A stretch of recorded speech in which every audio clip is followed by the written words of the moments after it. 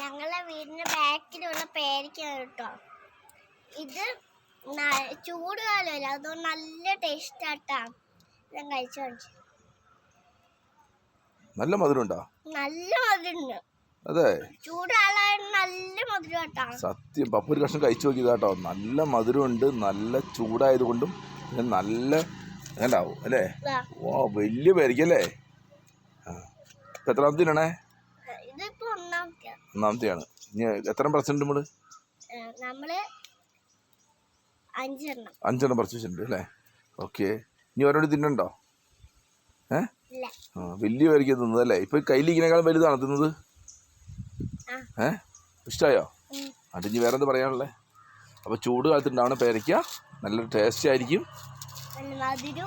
ഇങ്ങോട്ട് നോക്കി പറയും. പിന്നെ പഞ്ചസാര ഇട്ട പോലെ ആയിരിക്കും കേട്ടോ.